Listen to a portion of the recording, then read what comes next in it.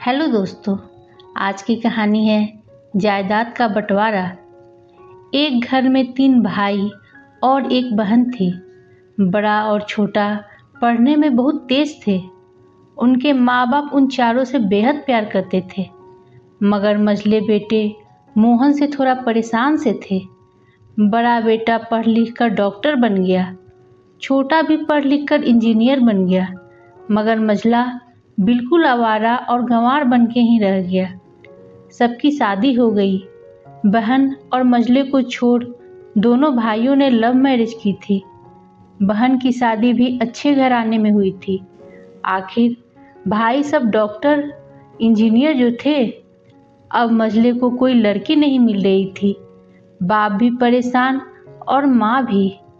बहन जब भी मायके आती सबसे पहले छोटे भाई और बड़े भैया से मिलती, मगर मझले से कम ही मिलती थी, क्योंकि वह न तो कुछ दे सकता था और न ही वह जल्दी घर पे मिलता था।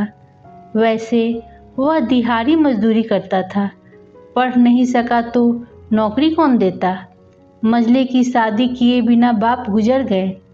माँ ने सोचा कहीं अब बंटवारे की बात न निकले, इसलिए अपने ही गांव से एक सीधी सादी लड़की रेखा से मझले की शादी करवा दी। शादी होते ही न जाने क्या हुआ कि मझला बड़े लगन से काम करने लगा। इधर घर पे बड़ा और छोटा भाई और उनकी पत्नियां मिलकर आपस में फैसला करते हैं कि जायदाद का बंटवारा हो जाए, क्योंकि हम दोनों लाखों कमाते हैं, मगर मोहन ना के बराबर कमाता है। माँ ने कहा ऐसा नहीं होगा, लेकिन माँ के लाख मना करने पर भी बंटवारे की तारीख तय होती है। बहन भी आ जाती है, मगर मोहन है कि काम पे निकलने के लिए बाहर आता है। उसके दोनों भाई उसको पकड़कर भीतर लाकर बोलते हैं कि आज तो रुक जा, बंटवारा कर ही लेते हैं। मोहन बोला तुम लोग बंटवारा करो, मेरे हिस्से में जो देना है दे देना।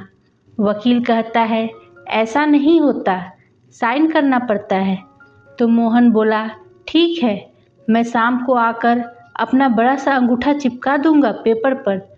बहन बोली अरे बेवकूफ़, तू गंवार का गंवार ही रहेगा। तेरी किस्मत अच्छी है कि तुझे इतने अच्छे भाई और भैया मिले। माँ बोली अरे मोहन आज रुक जा। बंटवारे में कुल 10 बीघा ज़मीन में दोनों भाई 5-5 रख लेते हैं और मंझले को पुश्तैनी घर दे देते हैं। तभी मोहन जोर से चिल्लाता है अरे फिर हमारी छुटकी का हिस्सा कौन सा है। दोनों भाई हंसकर बोलते हैं अरे मूर्ख, बंटवारा भाइयों में होता है और बहनों के हिस्से में सिर्फ उसका मायका ही है। मोहन बोला ओह, शायद पढ़ा लिखा ना होना भी मूर्खता ही है। ठीक है, आप दोनों ऐसा करो, मेरे हिस्से की वसीयत मेरी बहन छुटकी के नाम कर दो। दोनों भाई चकित होकर बोलते हैं और तू। मोहन माँ की ओर देख के मुस्कुरा के बोलता है मेरे हिस्से में माँ है ना। फिर अपनी पत्नी रेखा की ओर देखकर बोलता है क्यों रेखा जी, क्या मैंने गलत कहा।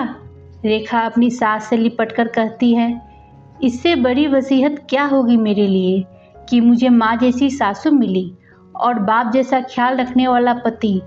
बस यही शब्द थे जो बंटवारे को सन्नाटा में बदल दिया। बहन दौड़कर अपने गंवार भैया से गले लगकर रोते हुए कहती है कि माफ़ कर दो भैया मुझे, क्योंकि मैं समझ न सकी आपको।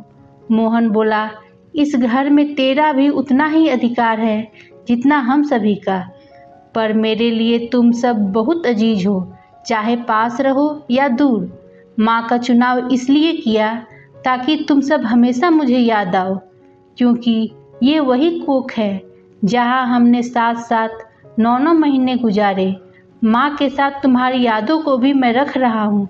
दोनों भाई दौड़कर मोहन से गले मिलकर रोते रोते कहते हैं आज तो तू सचमुच का बाबा लग रहा है।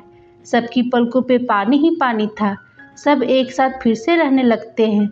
दोस्तों, आपको ये कहानी कैसी लगी कमेंट कर ज़रूर बताएं और मेरे वीडियो को लाइक शेयर करें।